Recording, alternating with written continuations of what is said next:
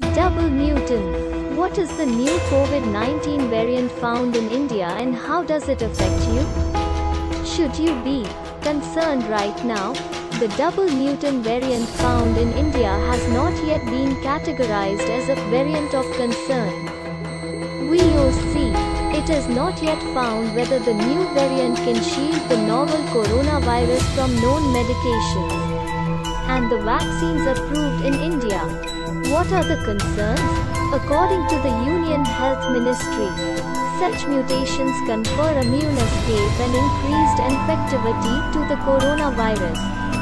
But such an immune escape can only happen when mutations make the resultant virus behave differently from the original one.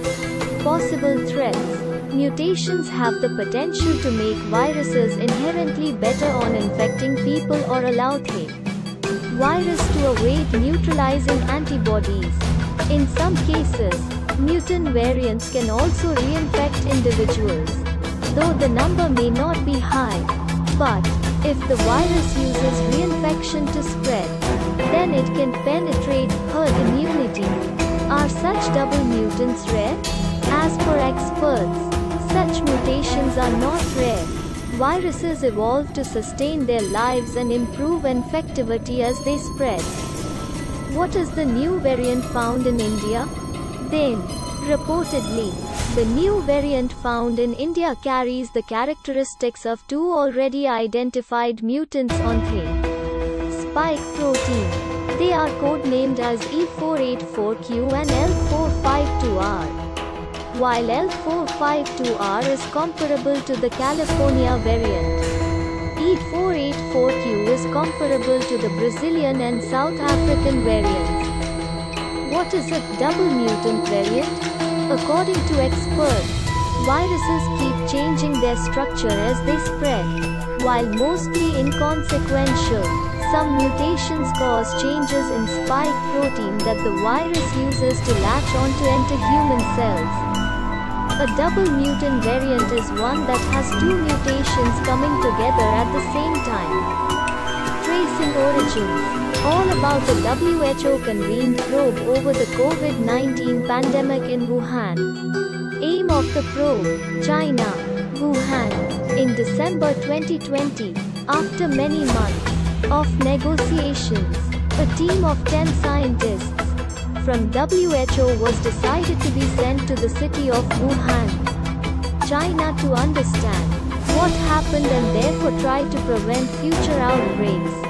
4-week investigation. The team spent 28 days, from January 14th to February 10th, in Wuhan, interviewing Chinese experts and medical institutions, visiting important sites like the Wuhan wet market, and studying data provided by the Chinese government. Possible pathways of emergence. On March 30th, WHO released the report of the Wuhan visit that looks into 4 possible origins. 1. Direct zoonotic transmission. Transmission of the virus from animals to humans. 2. Introduction via intermediate host followed by zoonotic transmission.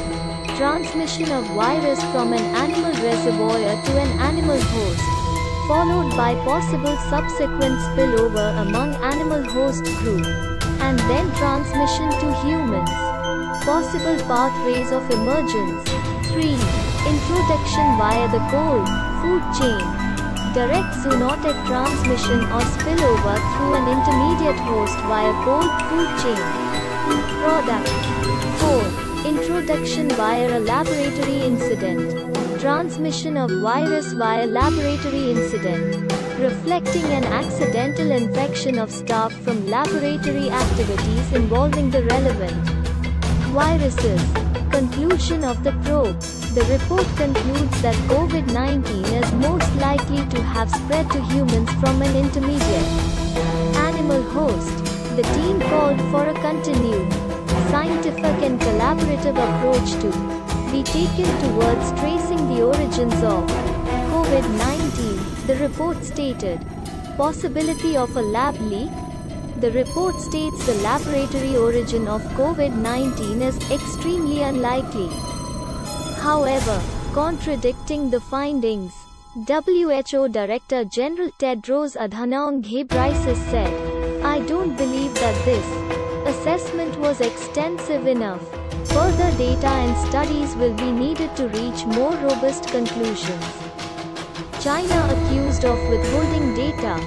At the member state briefing on the report, WHO Director General stated that the team faced difficulties in accessing the raw data in China.